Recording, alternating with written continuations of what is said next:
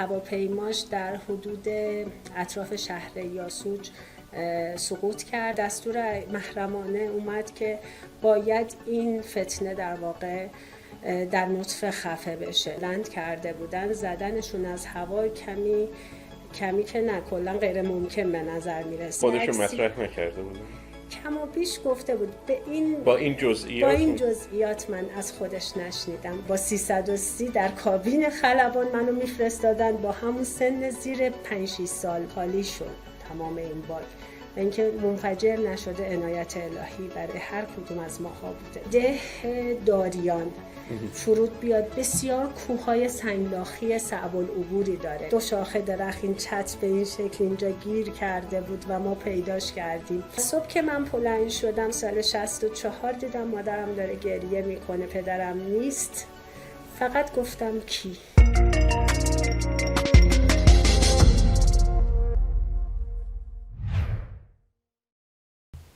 به نام خالق آسمان ها سلام عرض میکنم خدمت شما. من محسن سعیدی از کانال پرشین فلایت با افتخار در خدمت شما هستم. ضمن عرض تبریک سال جدید، امیدوارم که سال خوبی رو داشته باشید و سال خوبی رو آغاز کرده باشید. همچنان میزبان سرکار خانم الهام معنوی نژاد هستم. بخش دیگه گفتگوی خودم رو با ایشون رو آغاز میکنم. در خدمت شما هستم. خانم سلام عرض میکنم. سلام و عرض ادب خدمت کردید. شما. خواهش میکنم و بینندگان عزیز. زنده باشید. در خدمتتون اگر هستیم. صحبتی دارید بفرمایید بریم من هم به نوبه خودم بعدی. سال جدید و خدمت همه عزیزان تبریک عرض میکنم. امیدوارم سال پیش رو سالی پر از موفقیت، سلامتی و عشق باشه برای همه عزیزان. خیلی متشکرم. خواهش میکنم. خب در این قسمت از برنامه از شما میخوایم خواهش کنیم که از پدر بزرگوارتون برامون تعریف کنید. به هر حال ایشون خلبان مطرح در زمان جنگ بودن و تسلیت هم میگم خدمت شما، ایشون رو از دست دادید. روحشون شاد باشه. بفرمایید چه تاریخی به قول گفتنی پرواز کردن، پرواز آسمانی انجام دادن؟ آخرین پرواز پدرم که به آسمان ها رفت و دیگه ما در خدمتش نیستیم و بر نگشت، در روز 7 اردیبهشت در روز خلبان اتفاق افتاد. چه سالی؟ 1403. 1400. و در 10 اردیبهشت ماه به خدا سپردیمش برای همیشه. ولی خداوند بالهای آسمانیشونو به این عزیزان برمیگردونه، نه تنها پدرم، تمام عزیزانی که در این خطه از جونشون گذشتن و بالهای آسمانیشو پس گرفت پدرم و به آسمان ها رفت. روحشون شاد باشه انشالله. خداوند به شما و خانواده صبر بده. ایشون زمانی که وارد حالا هوانوردی شدن، وارد خلبانی شدن، ازدواج کرده بودن یا اینکه خیر مجرد بودن؟ بله. چه سالی میتونید برامون تعریف کنید؟ من خدمتتون یک سابقه ای از خانواده خدمتتون عرض کنم. خوشحالم. پدر بزرگ من حدودای سال 1305 نظامی بود و در عین حال رئیس شیر و خورشید. و بعد از اون در این خانواده نظامی عموهای من هم به نوعی در شرکت‌های دولتی، مخابرات و صنایع دفاع بعداً مشغول به کار شدم. ولی یکی از عموهای بزرگ من، عمو علی من، خلبان بود و متاسفانه در انفان جوانی در سال حدودای فکر کنم 36-37 1336 یا 37 که پدر من 10-12 سالش بود، هواپیماش در حدود اطراف شهر یاسوج سقوط کرده حدود بهمن ماه و حالا 3-4 ماه بعد تونستن بقایای ایشونو بتونن برگردونن برای اینکه به خدا بسپرن. و بعد از اون خب پدر بزرگ من چند سال بعد دیگه نتونست دووم بیاره، به همین فرزندش پیوست. در این حین که من پدرم در واقع پسر کوچیک خانواده میشد، بعد از اون 2 از عمه‌های عزیز من هستن. وقتی میخواد بعد از دیپلم وارد حرفه خلبانی بشه، به شدت از سمت مادر بزرگ من مورد استنکاف قرار میگیره و نمیذاره بره. به همین دلیل پدرم وارد خوندن رشته فنی و رادار میشه. 2 سالی در این رشته بوده، باز میبینه که نمیتونه تو این رشته در واقع عشقشو کنار بذاره، وارد دوره های خلبانی میشه. چه سالی بود خانم؟ فکر میکنم دوره رو از سال 1345 شروع کردن. ورودی 1345 هستن. پدر متولد 1324 بود و بعد از اون چند سال مدتی همین با پنهانکاری کارش رو انجام میده تا مادر بزرگم هم که متوجه میشه یک قوقایی در خونه به پا میشه، ولی دیگه خب نمیشده جلوش رو بگیرن. دوره هاشو در آمریکا گذرونده، خلبان F4 بوده. جدای دوره‌های خلبانی حالا تا زمانی که به دوره‌های آیپیش هم میرسه، در واقع معلم خلبانی، و از طرف دیگه تخصصی سیفتی یا همون ایمنی هم ایشون در آمریکا دوره هاشو میگذرونه. و بعد از اینکه به ایران اومدن، حتی بعد از ازدواجشون و به دنیا اومدن ما و برادرم، دوره هایی بود که به آمریکا میرفت که ما هم بودیم و زمانی که یه مقدار کوچکتر بودیم. تا حدودی تو ذهن من هستش که یکی دو تا دوره رم در زمان قبل از انقلاب اونجا گذروندیم. از زمان انقلاب پدر، اگر اشتباه نکنم، عملیات یا جانشین فرمانده پایگاه چابهار بودن در سالی که انقلاب رخ میده. خب اونجا هم شورش هایی از سمت بلوچ ها بوده و ناامنی هایی که در مملکت بود. خب نقش بسزایی در حفظ این پایگاه استراتژیک ما داشتش. و بعد از انقلاب در زمانی که واقعه طبس اتفاق میفته، خب دفاع هایی که بعد از اون انجام میشه، پشتیبانیش و عملیات از طرف پدرم و چند خلبان دیگه ای بوده. و جالب اینجاست بعد از پرواز نهایی پدرم در یکی از بزرگداشت‌هایی که داشتیم، جناب تیمسار عصاره که در اون زمان فرمانده پایگاه چابهار بودن، تعریف کردن که یک دستور محرمانه‌ای اومد مبنی بر این که تعداد بسیار زیادی هلیکوپتر روسی بالای، فکر میکنم یا زاهدان یا زابل، باید دقیق مطلب رو دوباره گوش کنم که متوجه باشم، مستقر شده بودن برای اینکه جنگی رو از شرق به ایران تحمیل کنن و دستور محرمانه اومد که باید این فتنه در واقع در نطفه خفه بشه. با توجه به اینکه غرب به شدت نیاز به دفاع داشت با جنگ سراسری که بین عراق و ایران بودش، فقط 2 تا افور فکر میکنم ای وجود داشته که امکانات کمتری رو داره و موشک هوا به زمین نداشته.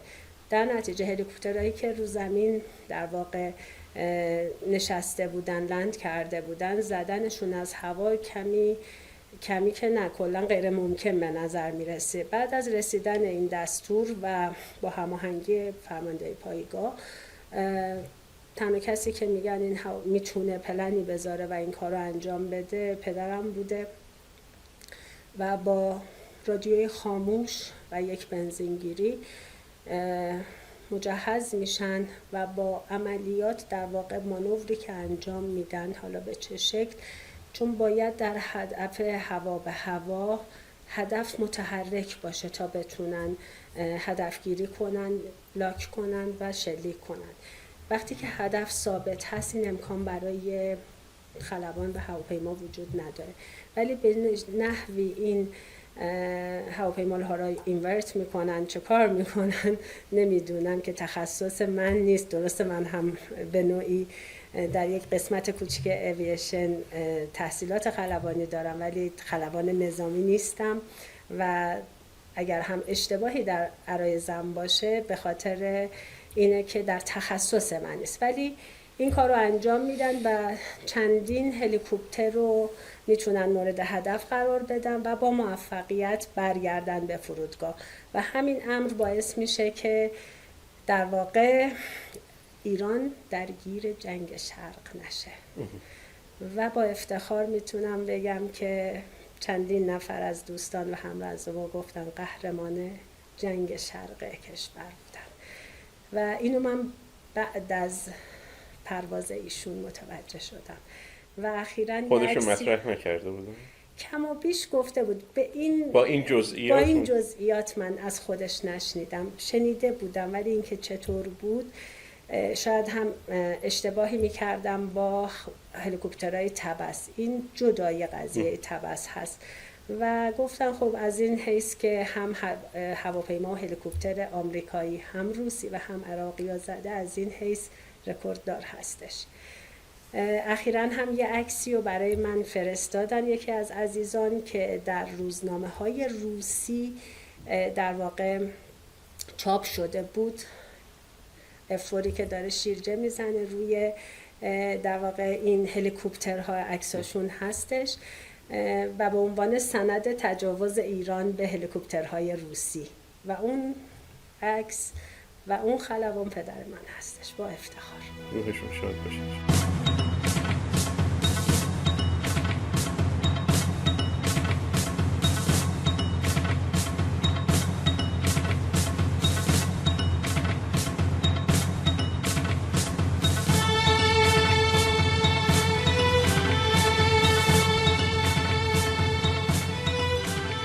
از زمان جنگ بگید، دوران جنگ رو نگران، خانواده نگران، پدر مأموریت. در سالی که در واقع من پدرم در چابهار بود، من خب از بچگی به شدت بستگی خیلی شدیدی به ایشون داشتم. بعد از یه دوره بیماری مادرم که امکانه چون تک دختر بوده خانم؟ بعد از من سالهای بعد در دوران جنگ اون خداوندی بله. من تنها دختر بابا بودم، دختر بزرگش بودم. به قدری من بیقراری میکردم از این فاصله، چون امکان رفت آمد نبودش، تنها همون فرودگاه نظامی کنارک بود، پرواز کامرشیالی نداشتیم. اون موقع خب آب به این شکل آب مدنی و اینها نبود، آبها خیلی آلوده بود و همین ترتیب مادرم به شدت مریض شده بود و امکان آلرژیکی که شده بود نمیتونست توی چابهار باشه. در نتیجه ما پایگاه مهرآباد بودیم. بابا خب 40 روز 50 روز میشد نمیدیدیمش و حالا نمیدونم شاید همین مسائل جنگی بود که امکان حتی اومدن به مرخصی و نداشت. به قدری من بیقراری میکردم که با 330 در کابین خلبان منو میفرستادن، با همون سن زیر 5-6 سال بودم، میفرستادن منو چابهار. حاضر بودم تمام روز تنها تو خونه باشم ولی پدرم بیاد و من ببینم، مثلا حالا 1 هفته 10 روز تا بتونیم دوباره این برگشت رو داشته باشیم. هیچ وقت خاطره این که از شیشه پایین پای خلبان 330 میتونستم پایین بیابون رو نگاه میکردم از ذهنم خارج نشده. شاید اینکه امروز جرأت پرواز دارم از همون روزها نشأت میگیره. علاقه من بودیم. بعد از این قضایا که خب چابهار بود، چیزی که من مستقیم از بابا شنیدم این بود که وقتی که شهید معظم آقای در واقع میتونم بگم سرلشکر علی اقبالی دوگاهه رو بعد از ایجکتی که در عراق داشت و زنده اسیر کردن و زنده به 2 نیم کشیدن و جدا کردن و پیام صدام بود که هر جوجه کلاغ ایرانی بیاد توی خط عراق به همین سرنوشت دچار میشه. پدرم گفت بعد از این من درخواست دادم که بیام غرب و برای در واقع پایگاه هوایی نوژه که همدان. بله همدان، فرمانده عملیات نوژه بودش در طول سالهای جنگ. در همون دوران خب غیر از حالا سوانح که به سلامت نشست، ایجکتی داشت که هواپیما رو از دست دادیم. بله. کجا؟ فکر میکنم بعقوبه بغداد بود که حتی بعد از برگشت بمب‌هایی که رها کرده بودن به مرکز مهمات برخورد کرده بود و اینطور که شنیدم و خیلی خسارات زیادی هم وارد کرد. در راه برگشت 2 تا میگ طبق معمول که دنبال جنگنده ها و فایترهای ایرانی می اومدن جرأت روی تن به تن نداشتن، حتما 2 تا 3 تا مقابل یک هواپیما می اومدن. یه دونه از میگ ها رو در واقع منهدم میکنه. میگه بعدی که هست بنابر تعریفی که من میگم باز از خود بابا شنیدم، به همراه تیمسار عبیری عزیز که از آزاده های بسیار گرانقدر ما هستن، کابین عقب ایشون بود. وقتی که برمیگشتم بعد از انهدام در واقع میگ عراقی، میگه بعدی موشکی رو میفرسته و اصابت میکنه و جالب اینجاست که به یکی از باک‌های هواپیما میخوره، چندین باکه، که بابا میگفت مثل در واقع فیلم ها دیدیم که این داشت خالی شد تمام این باک و اینکه منفجر نشده عنایت الهی برای هر کدوم از ماها بوده در واقع. خب این اتفاق در روز 6 اسفند سال 62 افتاد. وقتی که برمیگردن پدرم به بکسیتش که آقای عبیری بوده میگه من حاضر نیستم اسیر بشم، تک بپر. اونم میگه مجر با هم میریم و 2 تایی رو آخرین سرعت میذارن، حالا طبق دفترچه هواپیما و هر سرعتی که میتونستن، هر چقدر که میتونن وارد مرز ایران میشن. در نزدیکترین نقطه مرز دیگه هواپیما به کوه میخواسته بخوره، ایجکت میکنن. اول کابین عقب باید ایجکت کنه به دلیل اون آتیشی که اون ناشی از پرتاب صندلی هست. اگر صندلی جلو این کار رو انجام بده میتونه نفر عقب رو آسیب بزنه. به خاطر همین اول صندلی عقب در واقع ایجکت انجام میده و بعد از کمتر از ثانیه در واقع صندلی جلو. پدرم تعریف میکرد، میگفت در همون فاصله کسر از ثانیه کل زندگیم، پدرم، برادرم، بچه هام، همه زندگیم مثل یک فیلم جلو چشمم اومد، چون فکر کرده بود که دیگه صندلی عمل نکرده برای ایجکت. بعد میگفت صداشو شنیدم که پرتابم کرد و اینها. با توجه به باد خیلی زیادی که بود و اون اول پریده بود، تونسته بود بالای نزدیک ده داریان از توابع پاوه فرود بیاد. بسیار کوههای سنگلاخی صعب العبوری داره و بعد این باد که به سمت عراق حالا بوده برمیگردونده به سمت دره که می اومده پایین، یه ترانشه لبه‌ای روی کوه بوده.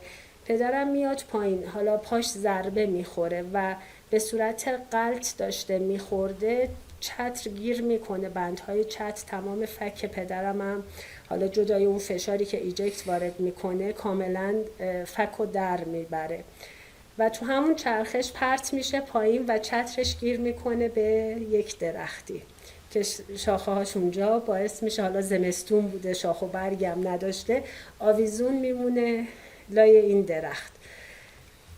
با توجه به اتفاقی که افتاده بوده و اون اهالی متوجه شده بودن که یک خلبان دیگه‌ای هست، برای امداد رسانی وارد کوه میشن و پدرمو پیدا میکنن. روی کولهاشون این عزیزان پدرمو میارن پایین. 2 سال پیش رفتم و اون نفری که این کارو کرده و پدر رو گرفت پیدا کرده بود نشونی داد که این در واقع با زبان کردی شیرینش میگفت که این شاخه 2 شاخه درخت این چتر به این شکل اینجا گیر کرده بود و ما پیداش کردیم. از چتر توی درخت بازبان چتر نیست پیش رفته و او رفت ایول و این نام و نشان سلام برسید خدمتش. بگویی اون موقع از تیار آمدی پایین رفتی بینی دار اید و دو فلق بود، این طوری بود. و دقیقاً حرف پدرم رو زد، چون اینا لباس کردی بود تنشون. پرسیده بود شما ایرانی هستین؟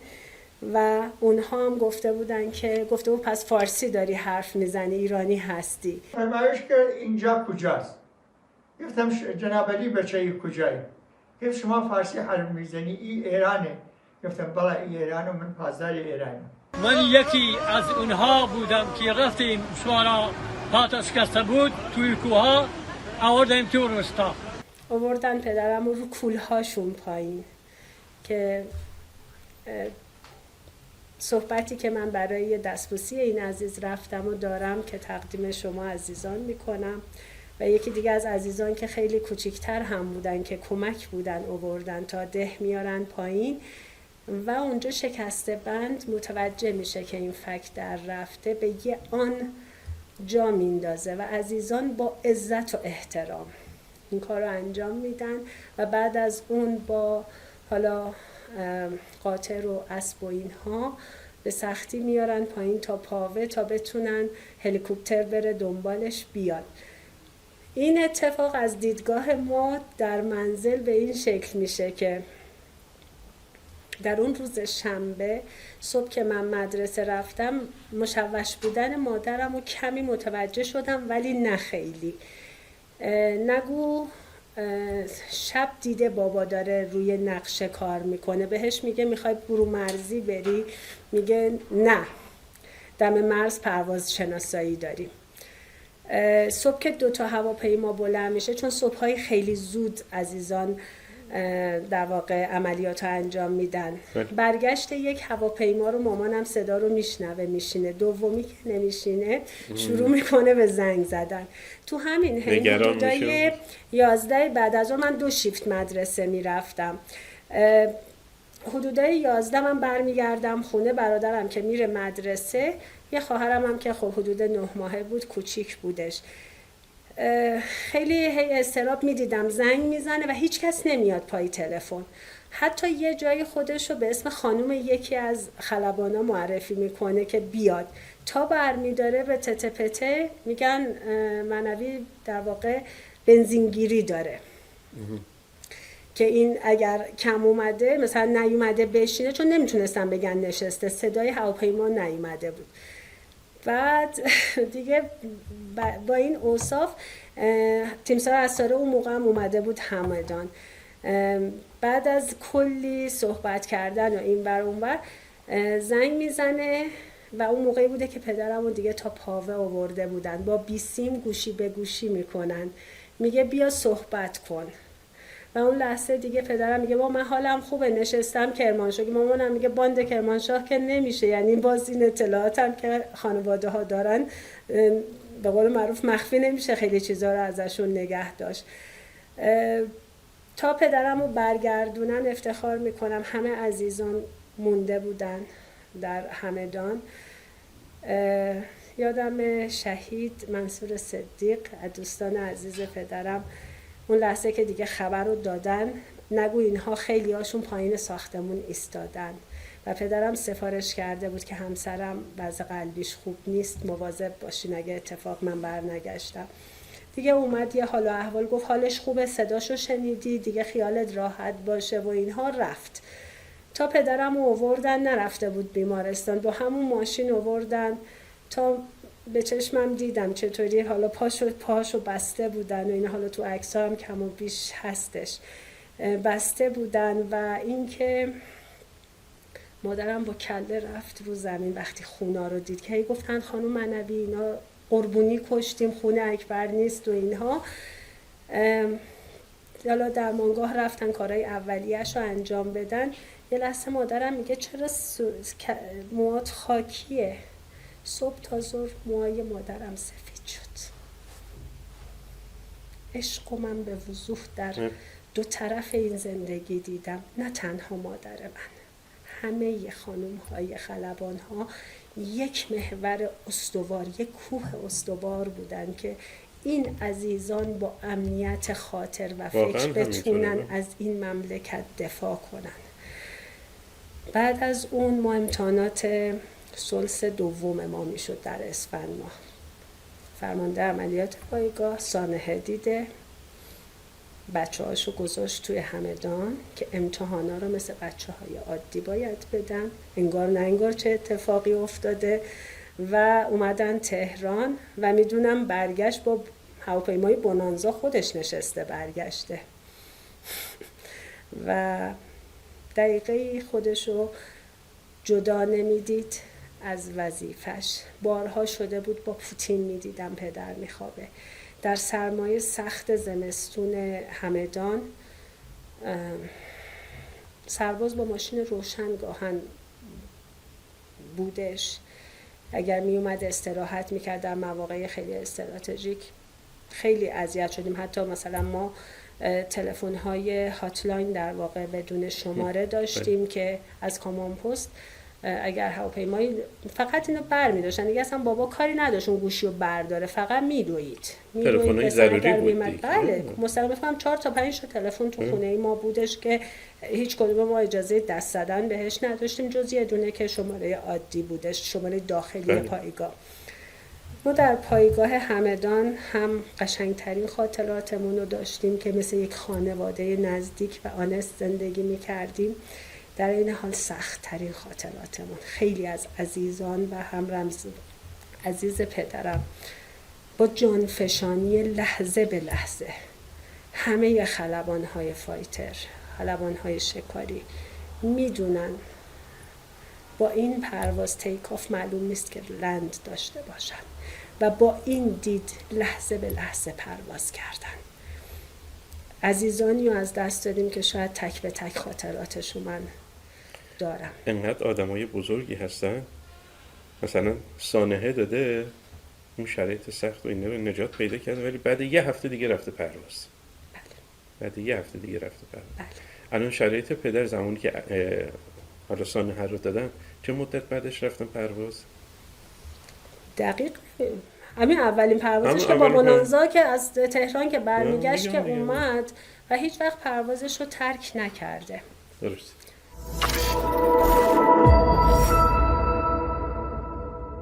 میگم الان چند روز از ایام عید میگذره، دیگه خاطره تعریف کنید از عیدهای اون موقع که پدر مثلا در کنارتون نبوده. بوده؟ خب میگم مادرم طوری بود که همیشه هر جایی پدرم در هر شرایطی بود میرفت. شاید بهتون عرض کنم که من در طول 12 سال تحصیل، حالا آمادگی هم بذاریم 13 تا 8 تا مدرسه عوض کردم. با بلوچای چابهار من آمادگی میگم برای درس خوندن رفتم تا حالا همین تغییراتی که بوده با همه قشری ما در تماس بودیم. عیدها هم تا جایی که یادمه اکثرا پدر کنارمون اگر اطراف بود و مأموریت نبود بوده. بدترین عیدی که بیدار شدم و خیلی منو ناراحت کرد شهادت حسین سردار و سرلشکر بزرگوار حسین خلعتبریه. شبش با توجه که بابا فرمانده عملیات بود اومد خونمون، اسکرامبل یا آلرت در واقع شیفت بود، هوشیار یا شیفت به گفتار عامیانه. اون شب اومد خونمون. ما با توجه به اینکه در شهرستان و در پایگاه به سر می بردیم محدودیت‌های خرید و خیلی چیزا رو داشتیم. به خاطر همین هر کس میرفت یه خریدی میکرد شاید چند تا اضافه هم میگرفت که اطرافیان رو ساپورت کنه. اون شب قشنگ مامان برگشت بهش گفت حسین آقا سبزی ماهی برامون آوردن، سبزی پلو ماهی درست کردم، شام تشریف داشته باشید. هم گفت مهمان دارم هم گفت آلرت هستم میخوام برم و یه قناری نارنجی برای من آورده بود. چون اون موقع من پدرم تعداد خیلی زیادی قناری داشت و من به قول من اسیستانت یا کمکش بودم برای تمیز کردن و نگهداری این قناری ها. با توجه به اون عشقی که من به این داشتم یه قناری خیلی زیبا برای من عیدی داد و صبح که من بلند شدم سال 64 دیدم مادرم داره گریه میکنه، پدرم نیست. فقط گفتم کی و باورم نمیشد. تمام مراسم رو در تونکابون ما هم یادمه که اومدم منو نذاشتن برای مراسم برم، تو خونه گذاشتن.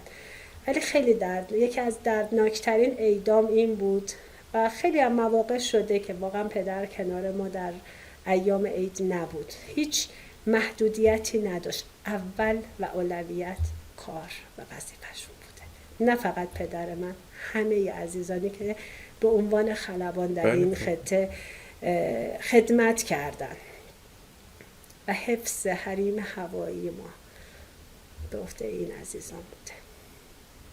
الان داریم ثمره‌اش رو می‌بینیم دیگه. خیلی متشکرم از شما خانم. اگه خاطره دیگه ای مد نظرتون هست برامون تعریف کنید.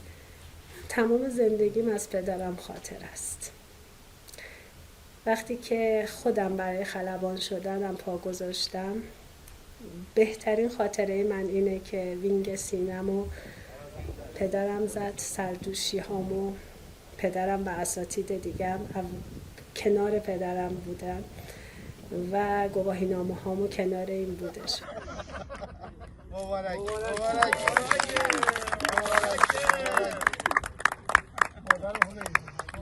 متاسفانه در زمانی که آیپیمو گرفتم پدرم پرواز کرده بود.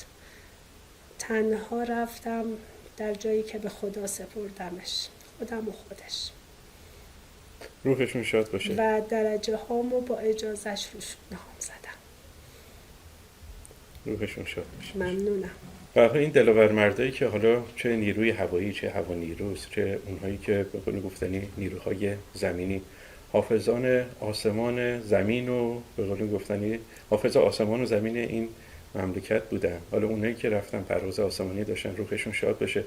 اونایی هم که هستن که خداوند طول عمر با عزت بهشون بده.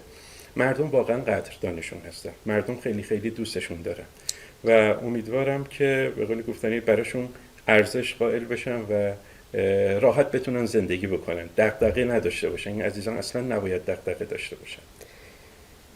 فرمایش شما صحیحه. ما از نظر قدردانی و عشقی که مردم ابراز میکنن به این عزیزان بارها و بارها دیدم. حتی موقعی که آگهی که پشت شیشه ماشینم بودش، به کرات ابراز محبت و همدردی داشتم از عزیزانی که حتی ما هیچ شناختی بهشون نداشتیم و این نشون از بزرگی این ملت داره و قلب عاشقی که دارن و محبتی که هستش. پس قدردانی بیشتر از این نیست. اما در مورد این که آیا رفاهی داشتن یا هر چیزی، خب در عامیانه فکر میکنن که خب جانباز، آزاده، شهید همه سهمیه دارن، خیلی از مراتب رفاهی براشون فراهمه، ولی فی الواقع اینطور نیست. خیلی از عزیزان جانباز ما هست، حالا زمینی یا هوایی فرق نمیکنه، جانباز شیمیایی ما هست که برای تهیه داروهاش مشکل داره. در یک اقدام بسیار مثبتی خب رو دفترچه هایی که جانباز نوشته شده میگن که مثلا داروها رایگان باشه، ولی اون داروهایی که در داخل دفترچه بیمه قرار میگیره، اونهایی که آزاد باید حساب شه و اکثر داروها در تایپ دوم ما هستش، آزاد باید تهیه شه. حقوق این عزیزان همون حقوق خیلی ساده بازنشستگیه. پس هیچ امکانات خاصی که شما فکر کنید فراهم نیست و بالاتر از اون غیرت این بزرگ مردانه. به هیچ احدی رو نمیزنن. واقعا عرض میکنم، نه فقط پدر من، تمام این عزیزان با ضرس قاطع عرض میکنم، برای درمان، برای گذران زندگی و خیلی از مشکلاتی رو دست و پنجه نرم میکنن. شاید دردناکترین این قضایا رو به گونه خودم حس کردم با توجه به اینکه وقتی پدرم حمله قلبی داشت، حالا با توجه به تمام رسیدگی هایی که بود، دکتر محترمشون تشخیص به این دادن که بعد آنژیو بشه. در یکی از بیمارستان ها، حالا با توجه به نزدیکی که به منزل داشت و اعتمادی که به این بیمارستان بود، فوراً میرسونه فرزند من، میرسونتش به بیمارستان به همراه مادرم. حتی مادرم میگفت به قدری حالش اوکی بود که من گفتم مرخص میشه، شاید یه حمله ساده‌ای بوده، چون هیچ وقت پدرم سکته قلبی نداشت، علیرغم اینکه چند تا استنت در قلبش بود و ما هر وقت ایشونو به بیمارستان میبردیم به زور، یه چند روزی باید بیمارستان میموند. یعنی شدت بیماری به قدری بالا میره ولی اینا هیچ وقت شکوه و گلایه یا ابراز نمیکردن. مثلا ریه میگفت آب آورده ولی اصلا نمیگفت و من اینو چندین بار در عزیزان همرزم پدرم هم از خانواده هاشون شنیدم، تک به تکشون همینطور بودن. بعد که میبرن آنژیو میشه که من خودم هم بالا سرشون میرسم، کارهای اولیه انجام میشه، در CCU بستری میشه. خب ما اعتماد کردیم که CCU بخش مراقبت‌های ویژه است. یک روز که میگذره روز خلبان، دقیقا همون روز جمعه، من از طرفای ظهرش دیگه خیلی بیقرار بودم، رفتم. حالا گفتن برای امضای عمل فردا بیا، برای آنژیو باید مجدد بشه. من اونجا بودم، موندم پیش پدرم که بهتر کمک کنم یا احتیاجی داره. به شدت فشارش پایین بود، هی می افتاد و اجازه پایین اومدن از تخت حتی بهش ندادن. با تمام این علائم و تورم شکم و دلدردی که داشت، هیچ پزشکی من ندیدم بالا سرش بیاد.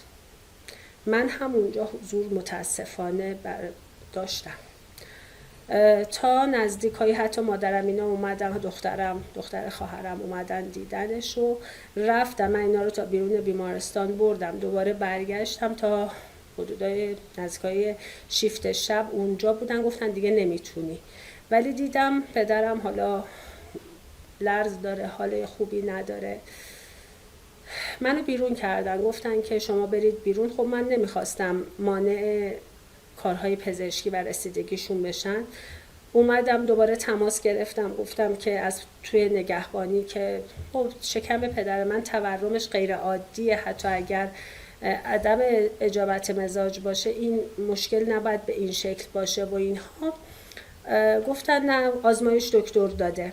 این صحبت سرپرستار محترم. حدودای 8:30 به من یه تک زنگی خورد از شماره پدرم. تا اومدم جواب بدم، بهیار اومد بیرون، گفتش که پدرت حالش خیلی خوب شده، اوکیه شکمش اینا، گفته دخترم بی خود بیرون نمونه، بگو بره صبح بیاد که آنژیو دارن. ما رو رد کردن رفتیم. ولی بعدن صبحم که من ساعت 6 صبح زنگ زدم که برم برای در واقع آنژیو ببینم چه ساعتی هست، به من تسلیت گفتن.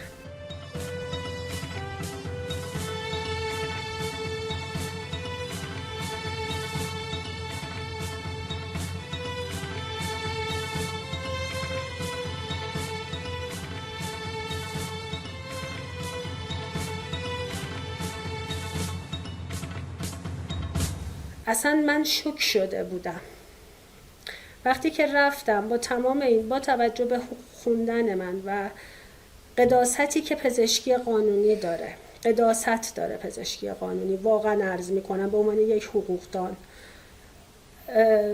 با تمام فشار روانی که رو من داشت تقاضای کالبد شکافی کردم. اجازه صدور در واقع گواهی فوتو ندادم و دکترش امضا کرد، اتصال شکم رو نوشتن و یعنی خود گواهی همه مکتوب هست این عرایض من از پرونده پزشکی پدرم. و وقتی فردا صبحش من در شناسایی و گرفتن جواز دفن بودم، حالا نیروی هوایی عنایتی داشت، چند نفر رو مأمور کرد که باشن کنار ما برای مجلس و مراسمی که در واقع میخواییم به خدا بسپاریم این عزیزو. ولی اونجا تنها بودم با یکی از اقوام. دیدم که علت فوت پدر من شوک ناشی از خونریزی، ناشی از پاره شدن رگ شکمی، ناشی از آنژیوگرافی و سکته قلبی. یعنی خطای پزشکی بود. خب کاملا این مشخصه. من میگم حتی اگر در آنژیوگرافی اتفاقی افتاده که میتونسته حالا طبق اون رضایت ها یا هر چیزی اتفاق بیفته، عمل پزشکی ریسک داره، 10%، 20%، هر چقدر باشه. ولی عدم رسیدگی. آیا پدر من وقتی که میرفت برای پرواز، وقتی که صبح بچه کوچیکش، بچه بزرگش، همسر تنهاشو میذاشت توی و میرفت، میدونست امکان برنگشتنش 100% میتونه باشه، لحظه ای تردید نکرد. درد دارم بابت این موضوع که نه تنها عزیز من، چند تا عزیز دیگه با دیدم بعد از پدرم، باز هم رزمای پدرم رو دیدم که رسیدگی نشدن، مجبورن بین اولویت‌های اقتصادی حتی مثلا در بیمارستان‌های با ظرفیت بالا پذیرش بشن، شاید خصوصی نباشه. ولی وقتی که این درد بر من وارد شده که پرستار حتی نیومد، دکتر نیومد، در بخش مراقبت‌های ویژه شکایت کردم. دادگاه نظامی عنایت داشته فرستاده برای کمیسیون ها، ولی کمیسیون ها پزشکا هیچ کس همدیگر رو رها نمی‌کنه. گفتن عدم تخلف. باز هم اعتراض شده، الان خیلی با قید محکم قاضی خیلی خوب پرونده در مقام بالاتر میخواد رسیدگی بشه. ولی حتی اگر این کارشناسی که من حتما از همین تریبون اعلام میکنم که چی شده، ولی حتی اگر قصور پزشکی رو رد بکنن، در قصوری که صورت گرفته هیچ تغییری ایجاد نمیکنه. من پیگیری کردم به دلیل اینکه این بلا سر عزیزای دیگه نیاد. این مملکت نه تنها پدر من، تمام تک به تک شهدای عزیزمون که واقعا شمع سوزانی بودن، که با سوختن خودشون، وجود نازنینشون، جون عزیزشون، تک تک جانبازای ما، تک تک آزادگان ما جونشون رو گذاشتن. اون لحظه فکر نمی کردن، بدون فکر وظیفه‌شون انجام میدادن. خیلی از پزشکان ما به گردن ما حق دارن. من دست تک تکشون رو میبوسم در طول جنگ یا هر چیزی، ولی امروز این عزیزان رو تنها نذارن. همین. خیلی متشکرم. الان بعد از پرواز بابا یادگاریش عشقشه. تمام اون عشقی که به ما در واقع انتقال دادن. تنها یادگار پدرم دستمال گردنیه که به گردنم میبندم. تو هر پرواز، تو هر جایی، حتی اگه به گردنم نبندم، همراهی منو داره. روزی که فارغ التحصیل میشدم، وقتی عکس‌ها رو داشتم میزدم، همین دستمال گردن بودش که گردنش بود.